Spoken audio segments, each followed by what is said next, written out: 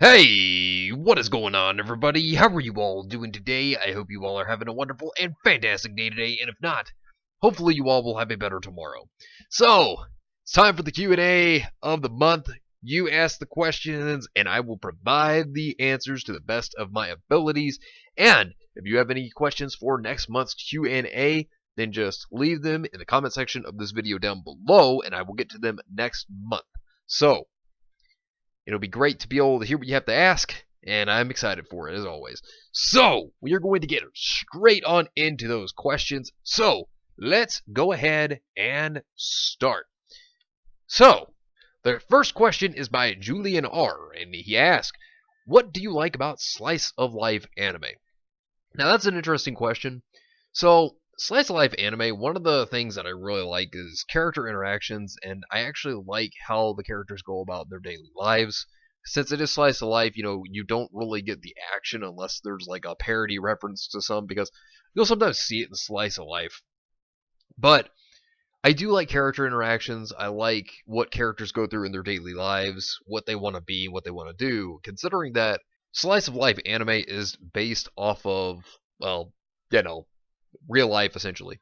Of course, with more anime-esque jokes and stuff like that. But whenever you have slice of life, the important thing is that whenever you have a series that isn't slice of life, you'll pretty much have an idea of what the character wants to do. I mean, look at Naruto, for example. He wanted to be Hokage. Look at One Piece, Luffy, who wants to be king of the pirates. You look at Black Clover, and you have Asta, who wants to be the Wizard King. I mean, you have an idea of what the character, or at least the main character, wants to do, what their goal is. Now, when it comes to slice of life, it could be so many different things. Like a character could want to grow to be a writer, or a doctor, or an artist, or so many multiple different things, and it could be through what they've experienced in their life to make them want to get to that point. Which I actually do like it, and I think slice of life can be just really fun sometimes. I mean, I've seen some really fun comedies. I mean, I have a twisted, dark sense of humor, so I really did like the series Maria Holic. It's still one of my favorites to this very day.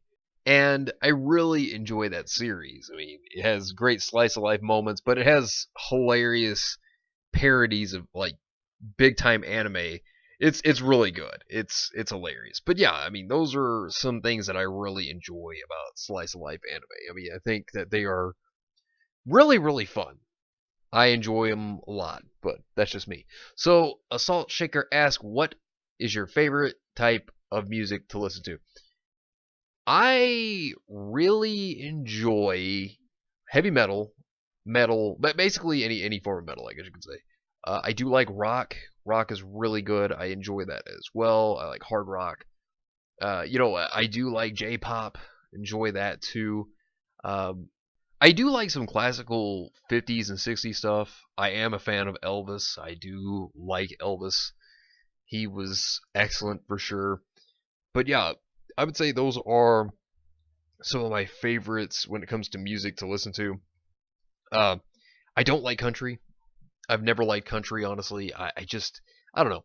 It depresses me, and yet at the same time, it kind of annoys me when I listen to country, so I'm just not a country fan, but that's just a personal opinion. But hey, you like what you like, right? And you dislike what you dislike. Everybody has their own preferences on what they like and what they dislike. Switchback asks, "If you play Overwatch, what do you think of the Overwatch 2 stuff at BlizzCon? What about the other Blizzard stuff?" So, I have played Overwatch. I enjoy the game, despite the issues that are going on with Blizzard. I'm not a fan of the whole issue with China and all that stuff. I don't like the way that Blizzard's going about it. I am not a fan of that. Overwatch 2 is kind of like a bittersweet thing because it's like the content that they've always promised us. So essentially, I don't really see Overwatch 2 as Overwatch 2. I see it more as like an add-on, if that makes sense. It's just the add-on to the stuff that we were supposed to get that we hadn't gotten that we were promised for a long time. So I know that Jeff Kaplan worked really hard because I know a lot of the situation behind it was that a lot of Activision, those executives are trying to take over Blizzard, and Jeff Kaplan had to really push to get the stuff that he wanted for Overwatch out there. I do know about that. So, I will at least give it to Jeff Kaplan. At least he was trying to get what he was promising fans that he would deliver. I mean, it's just kind of like a bittersweet thing because it's like, yay, I'm glad that Overwatch is getting what it's supposed to get, but at the same time, I don't like the whole issue with Blizzard. I don't like how they're going about things. So Blizzard, yeah, Blizzard could do so much better in terms of that. I mean, it's just them siding with China and all that stuff. It's just so stupid. I don't agree with that, but you know, people are gonna do what they're gonna do, whether we agree with it or not, and that's how big companies work a lot of the time. They do a lot of things that we as fans don't agree with. And but in terms of playing the game, like say if we're excluding the Blizzard controversy, so let's say we're excluding that. I mean, Overwatch is pretty fun. The thing is, it just gets repetitive. But I mean, every once in a while, I'll probably play it. Have fun. But in terms of Blizzard though themselves and what they've done, I just don't agree with their decision making.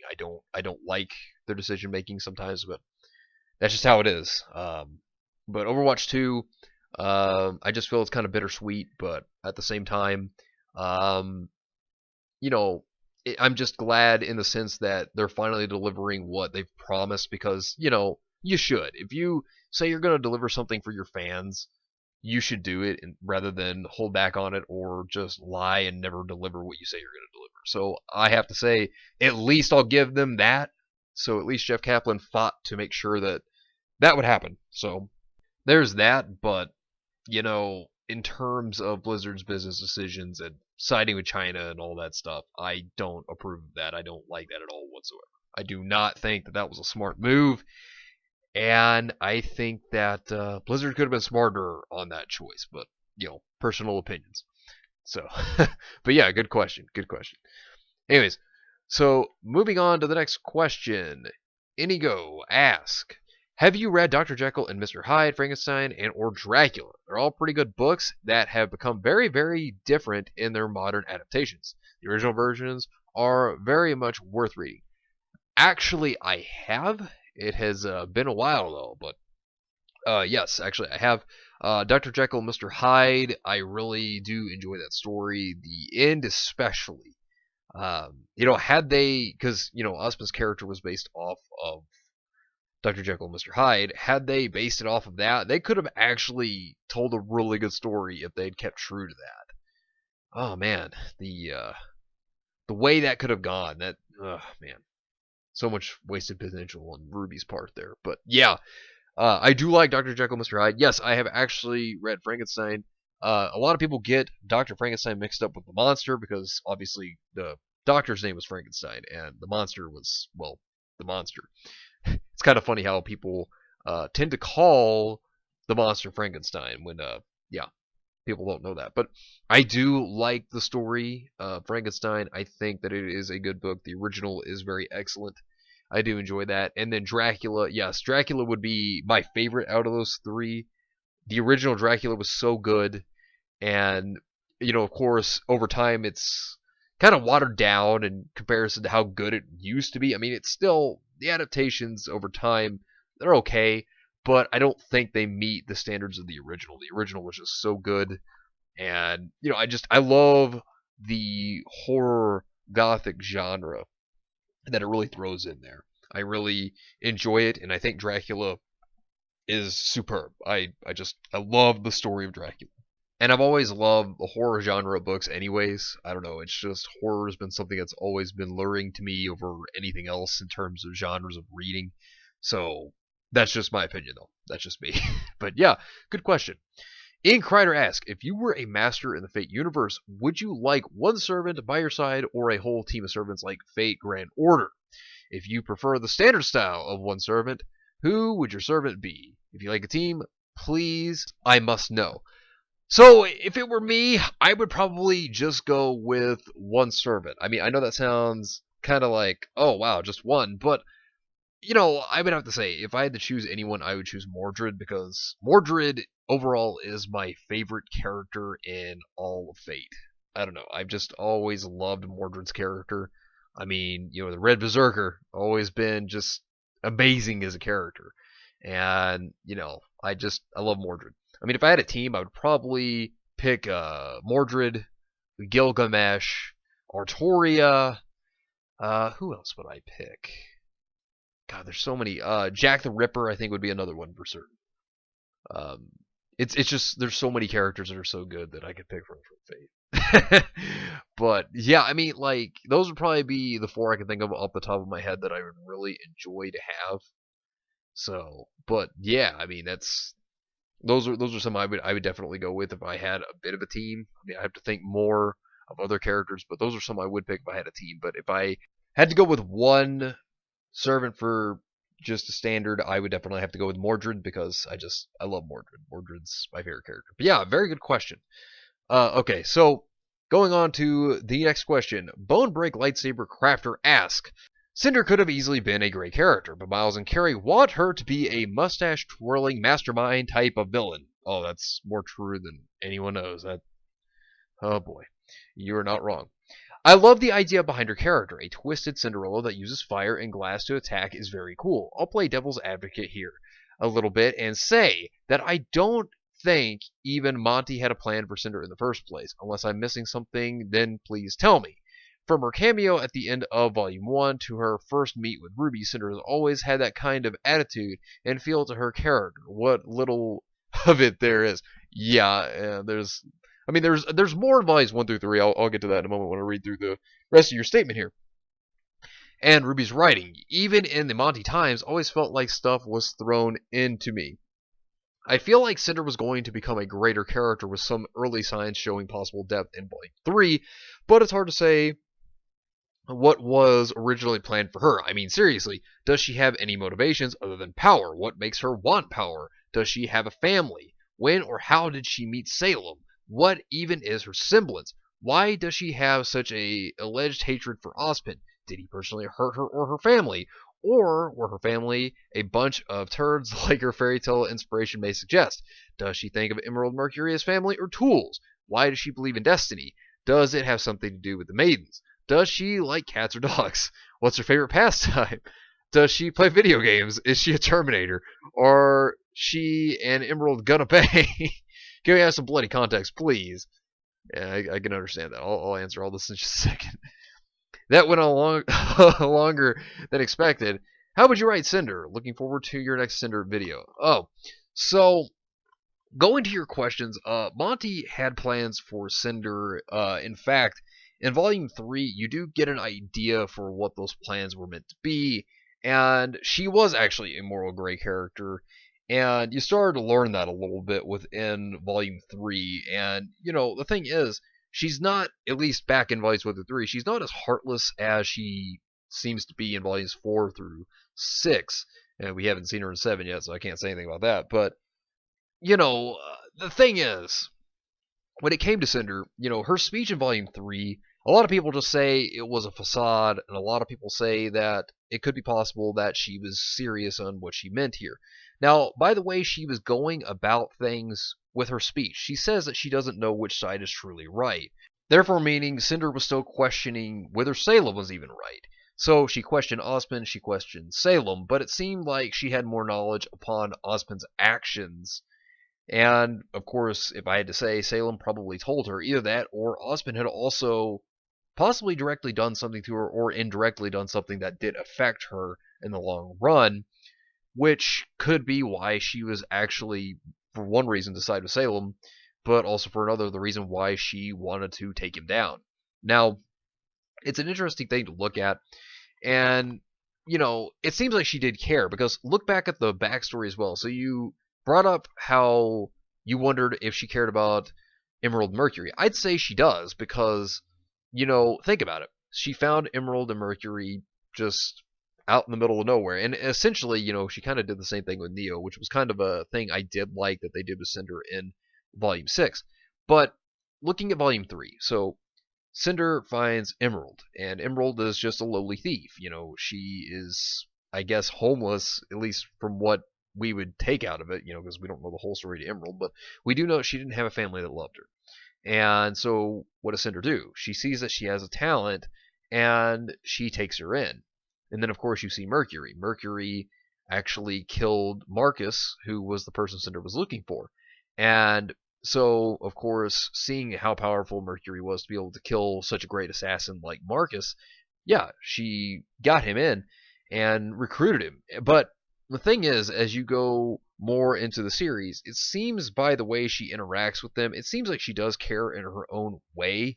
And some people would just say, oh, well, she's just using them. But, you know, from how it has seemed, it's more than just that. Because, you know, if she wanted to reveal the secrets that the Atlas military as well as the kingdoms are hiding, I think it shows that she has some concern for the people. Because, I mean, that was the whole point as to why she had Penny planned to die, was to reveal the truth of what the Atlas military was hiding for the people to realize what was actually going on behind the scenes because of Ozpin's tyranny, or at least at the time that was the plan for Ozpin, was to be a tyrannical ruler. But hey, you know, Miles and Carrie retcons, right?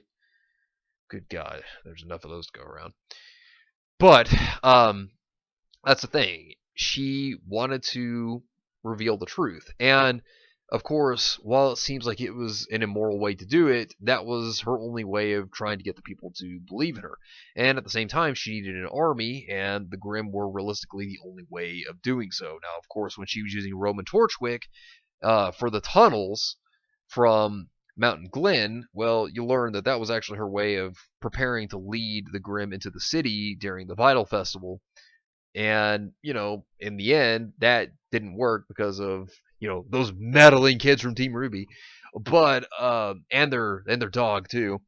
But the thing is that, um, you know, Cinder had a plan, and each time that a plan was foiled, she was always scheming. And that's the other thing about Cinder that they just don't do anymore, is that Cinder was a character that seemed to be able to be very intelligent and always have a backup plan for anything if something did go wrong. Of course, she would get upset if something didn't go right. I mean, that's why you would see in volumes 1 through 3 where she'd kind of get a little upset at certain points or be demanding about something, but that's because she wanted things to go perfectly, because Cinder is a perfectionist. And with things not going perfectly as planned, well, you know, she's pretty upset about it.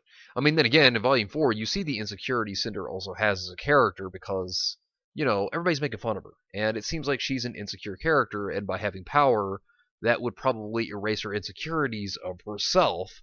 But like I said, you know, you look at the writers, and they don't seem to think that through. And even when Roman made fun of Cinder back in Volume 2, she seemed to be insecure about it, threatening him with flames whenever he would make a joke about her. So, you know, it seems like Cinder, or at least back then, and even in Volume 4, seems like Cinder was really an insecure character that wanted power to be respected.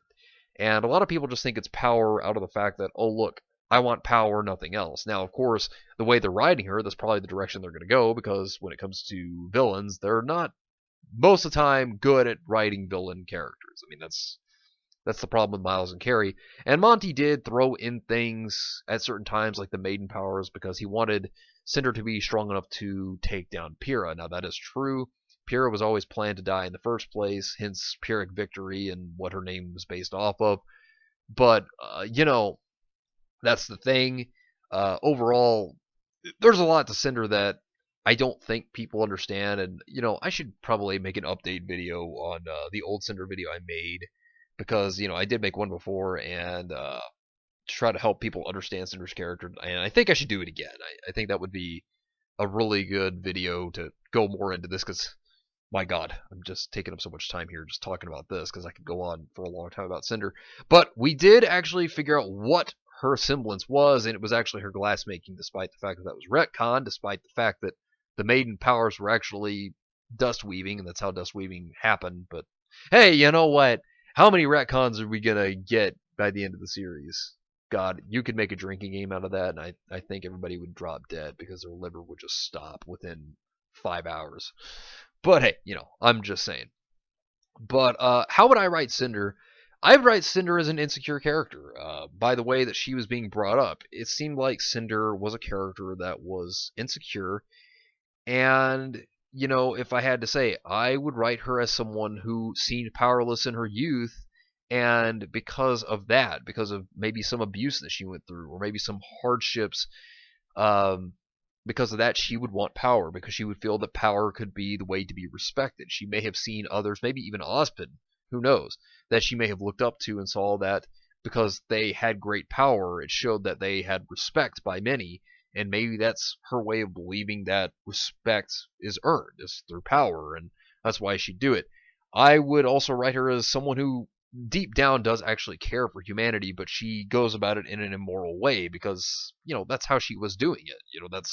That's the way that Monty had written her, was to do things kind of immorally to try to be, oddly enough, morally just. So, that's how I would write Cinder. Like I said, it's a whole handful of confusion from what it would be, but um, you know, I'm gonna make another video on that. I'll make an update video on understanding Cinder's character better, and the things that Monty wanted to do with Cinder, because there was a lot more than what Miles and Carrie have done to her character. So I've gone on enough about that one, but hey, that's a very good question. A lot of good points that you brought up. So yes, and Cinder is one of my favorite characters. So I do really enjoy Cinder, despite how they may be horribly treating her. But that's just me. Everybody has their own opinion on characters. All right, so moving on to the next question. Luke Skywalker the second asks, "Hey Draco, here are my questions for the next Q&A. Have you ever read Dune by Frank Herbert? If so, then what are your thoughts on that epic and amazing masterpiece of science fiction?" Dune is very interesting, actually. It reminds me of how I even got into Dune, which ironically was from the movie in 1984. Um, Dune was really good. I like Patrick Stewart in that film. I thought that overall, because like I said, I watched it as a movie first, then I read it. Um, I thought it was really good. Seeing two noble families fight over the desert planet of Dune, it was something. It was definitely something else. I think that it was definitely a good sci-fi movie. Over time, I think it's kind of aged a little bit in terms of the movie, but if you read the book, I think it still stands firm, very firm. But in terms of the movie, when it comes to looking at it, I don't think that it's story-wise. I don't think that it falls apart or anything. I don't think it is something of a yesteryear. I feel like it does good in modern society today for a film. And I will say though, when it comes to cinematography, I think that's where it aged a little bit. But aside from that, I think it's really good. It's a really good story. I definitely would recommend it to any sci-fi fan, because I think that it's a fantastic story. I mean, even as a movie, it's still good to this very day. So, you know, that's just my opinion. So, moving forward, have you ever seen the legendary anime film Akira? Who hasn't? That's the better question. Who hasn't? Who is your favorite character? If I had to say, it would be Tetsuo, because I mean, I thought he was just awesome. But yeah, I mean, I don't know who hasn't seen Akira really. I watched it again a couple of years back actually, because I really like that movie. So if there's anything I need to go back and rewatch, I mean, the whole anime of would be Evangelion. Since you reminded me of Akira, it reminds me of Evangelion. Oh, I need to go back and watch that again. I love watching Evangelion. Ah, so good.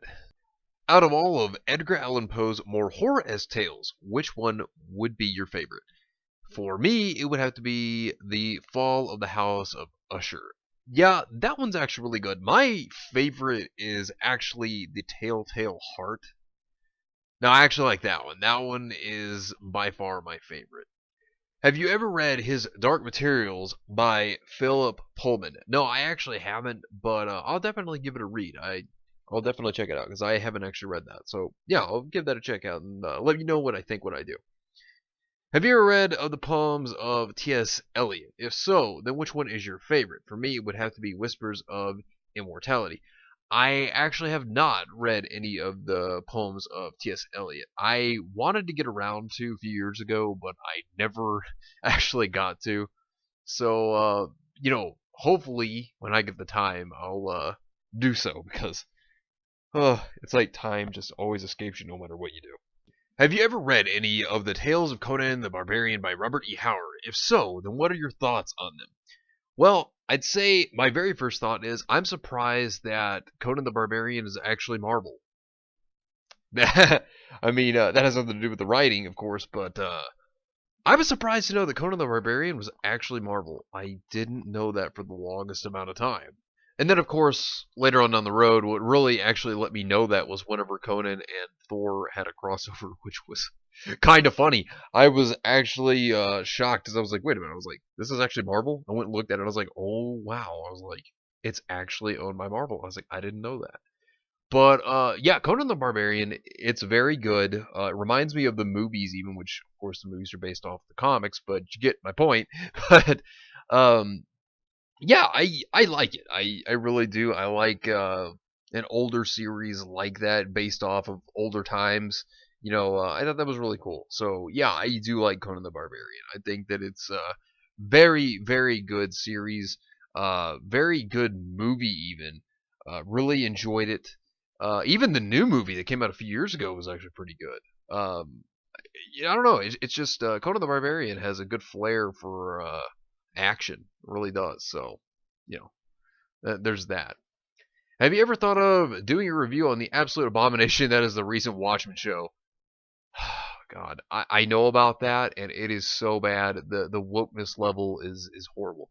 They don't even try to hide their wokeness anymore. No, no, they don't, because God, that show is just it's horrible. It's just it's horrible. It's so bad. It drives me crazy. It's so terrible. What is your favorite book out of the Thrawn trilogy of Star Wars books? For me, it would be when Luke met Mara for the first time and Heir to the Empire. They had some really funny interactions, and we got so much depth added to Mara Jade's character that made me like her even more. Yeah, Mara Jade, I like Mara Jade. She is a great character. Um, and of course, she became Luke's wife. I mean, great character. She had excellent development, and when you find out her backstory that she was actually someone who worked for Darth Vader back when he was still alive, that was actually really cool. I just like the Thrawn trilogy in general because Thrawn was such a tactical genius for the Empire. He was fantastic as a character, one of my favorite Star Wars characters ever, to be honest with you. When they introduced him within Rebels, which Rebels was is okay. Yeah, I think Clone Wars was the far superior of the two animated shows, but Thrawn was literally the best part of Rebels when he came in. He really was. Um, but yeah, the books, I don't know which one I'd say I really like because I kind of like all of them because they were just so well written. And like I said, Thrawn was just fantastic. Mara Jade was great. Um, which led on to Palpatine and his clones and him coming back, which was also awesome too. So I don't know. It's hard for me to say. It's very hard for me to say, but I really like all of them, I have to say. Have you ever read Darth Plagueis by James Luceno? If so, then what are your thoughts on it? Yes, Plagueis is actually a very interesting Sith.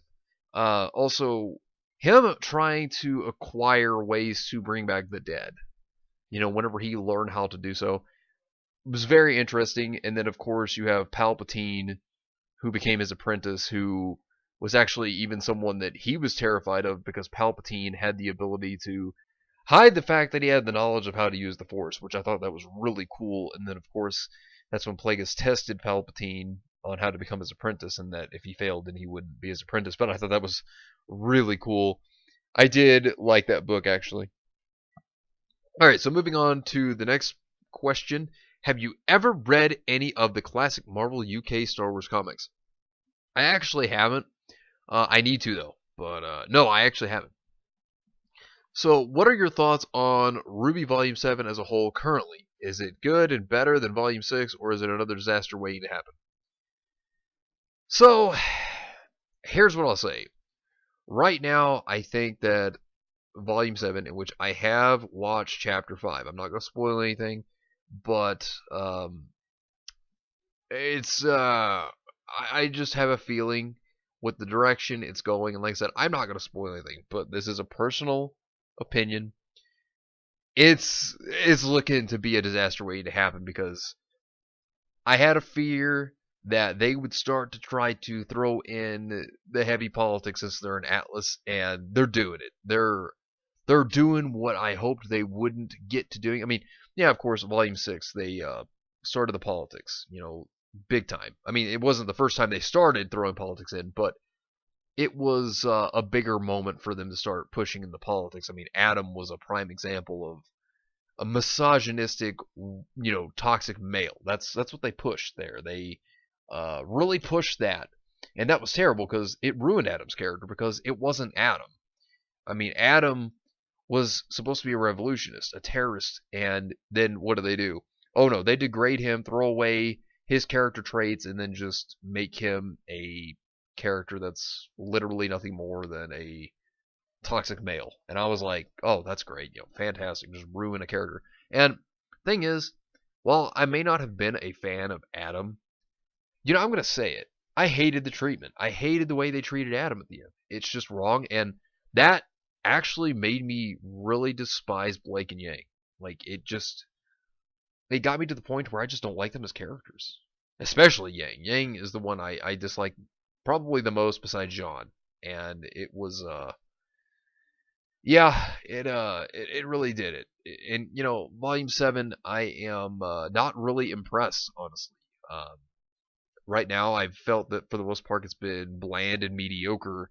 I mean, at least with Volume 6, there were some things I could sit here and say, oh yeah, I enjoyed a bit, but there were a lot of points of Volume 6 that really disappointed me. The Salem Ozpin backstory, can't stand it. I hate that, and it just retcons so many things.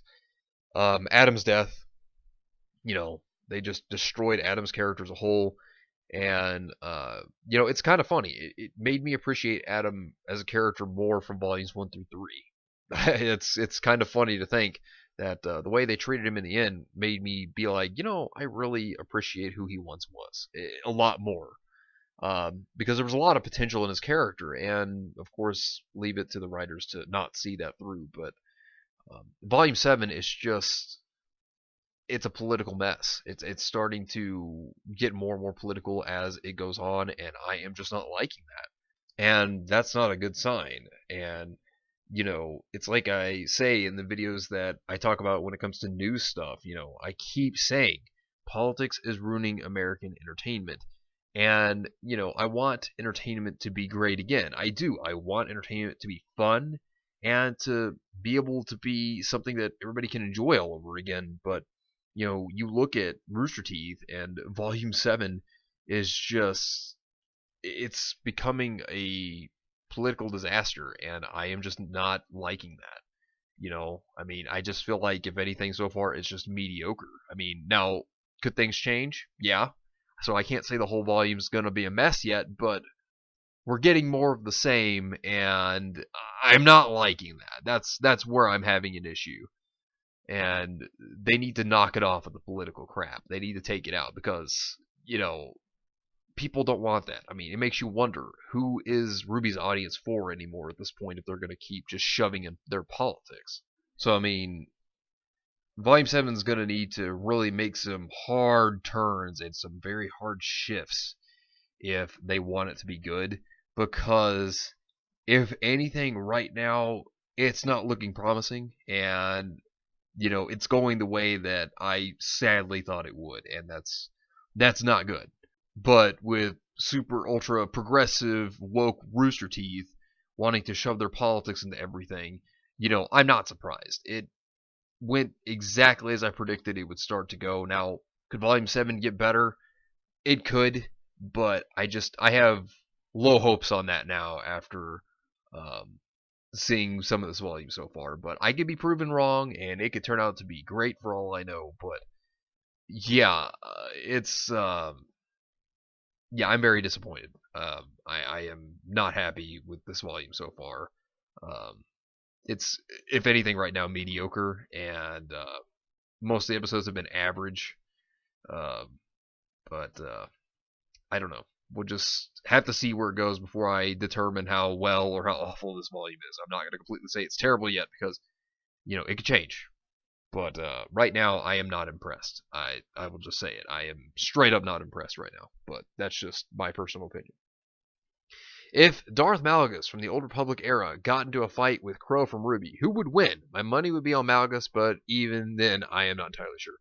Oh no, it'd be Malgus. I mean, Crow has been jobbing all his fights. He's been nerfed to no end, sadly. Malgus, besides Sith, they get stronger upon injury, hatred, anger. Any negative emotion makes them stronger. So, I would say Malgus would win. I would have to give it to Malgus. Will you review The Rise of Skywalker when it comes out? I mean, if everybody wants me to, I will. Everybody knows I don't like the sequel trilogy. I mean, I have been very vocal about that. I really hate it. I don't like Jar Jar Abrams at all. I think he's a terrible director and writer. And I certainly don't like Roundhead Ruin Johnson. He's awful too. But you know, I could review it if everybody wants me to. If everybody wants me to review it, I will do that for everyone. Because my God, everybody should know I don't like the sequel trilogy, and I mean I'd give a brutal review because I'm a big Star Wars fan, and I feel like I would give a very brutal review. I mean I'd be honest, but it would be pretty brutal, I think, because I don't like Disney Star Wars at all. I mean the only thing that I've liked that Disney Star Wars in terms of movies that they've made is Rogue One, and I mean it's okay, it's passable. I mean it's not fantastic, but it's not terrible. It's okay. It's a passable movie. But aside from that, I've just hated every Disney Star Wars movie. I still have yet to watch The Mandalorian, so I do need to watch that. I mean that's a TV show though, but I do have yet to watch that, which I do need to watch that and see how it is. So I've heard good things about it, but I'll give it a check, see what I think. But yeah, I mean, if everybody wants me to, I'll make a review on it. I'll give my thoughts and my impressions, and just everybody just needs to speak up and let me know if they want me to make a review on it, and if so, then yeah, I will. So people, everybody listening, if you've made it this far, just let me know in the comments as well if you would want me to do a review on Rise of Skywalker. If I get enough, then yeah, I will. I will. But anyways, um, so the next question, and last but not least, have you played Death Stranding? If so, then what are your thoughts on it, and will you do a review on it sometime? I haven't played it yet, but then again, I don't have a PlayStation 4. But I have a friend that has it, and I could actually play it at their place if I chose to. So I could sometime try to see whenever I could try to play because I'd have to make time for that. They would too. So, but if so, yeah, I mean I could. Yeah, I mean it wouldn't be bad, and I could do that. So yeah, yeah, I mean I could give that a shot whenever I get the chance to. I mean I've always wanted to play that game anyway, so yeah, sure would. P.S. Happy Thanksgiving, Draco. I hope you have or probably had at the point of you making your Q&A an amazing one. Yeah, it was okay. It was okay. It was not a bad Thanksgiving this year. Thank you very much. I hope everybody that did celebrate Thanksgiving, I hope you all had a great one. And even if you didn't celebrate it, I just hope you had a great day in general because, I just hope that everybody had a great day regardless whether they celebrated or not. Okay, so now going on to a couple more questions here, and the next one is by Bubonic, and Bubonic asks, how far in Remnant will a Medusa-like Huntress or Grim last?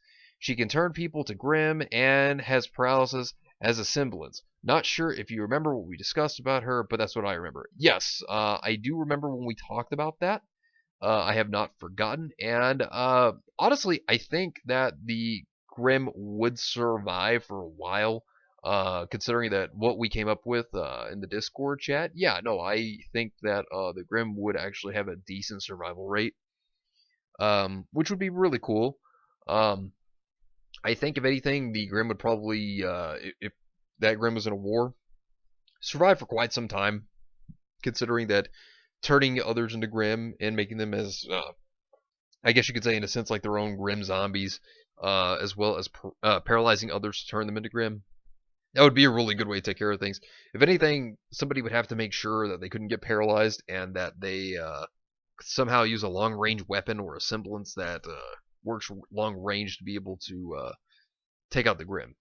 But that's something that I think that it would be hard to take down this Grim just because of the paralysis as well as just turning others into Grim and basically making them the Grim zombies.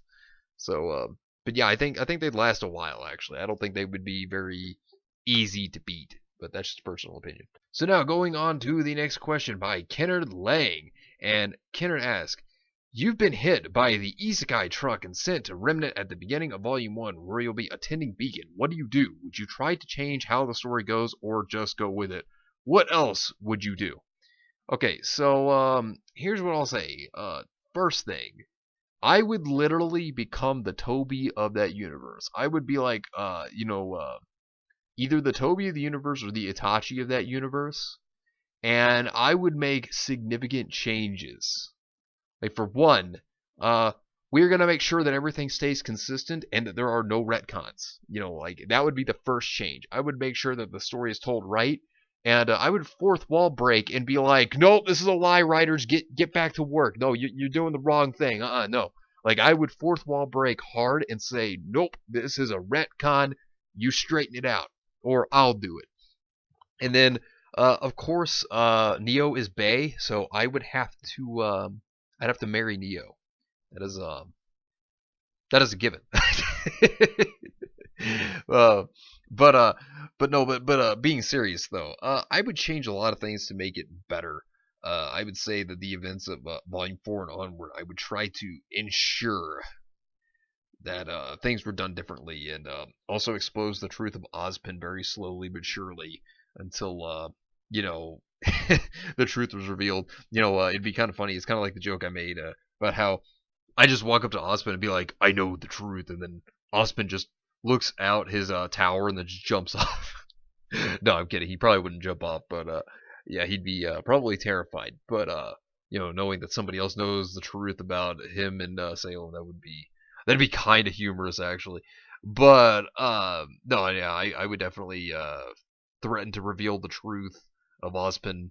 Of course, trying to talk about it, people would probably be like, "Oh, well, that's not true. I don't believe you." And then I'd be like, "Oh, okay, sure. Well, we'll just we'll see about that." Just kind of expose that truth slowly but surely. Kind of something that Raven probably should have done was, been kind of like an oracle, a character that could have just had insight. And what she should have done was she should have constantly kind of foreshadowed, "Hey, look, Ozpin's not as good as you think he is," and directly tried to talk to Yang. Give her like little bits and pieces of the story or things that she didn't understand. I think that would have been a much better role for Raven and Yang for their relationship, and really kind of going into more reasons why Raven left. I mean, of course, we know that Raven left because of her own stubborn reasons and her own motives, but that's the thing. I think that would have been better for Raven, but that's what I would have done. I would have just been all like, yeah, nah, we changing this up, we making this better, rather than it going the direction it actually went. But I would just make everything better. I would make the changes for the better of the world of Remnant, and I would probably lead a revolution against both Ozpin and Salem.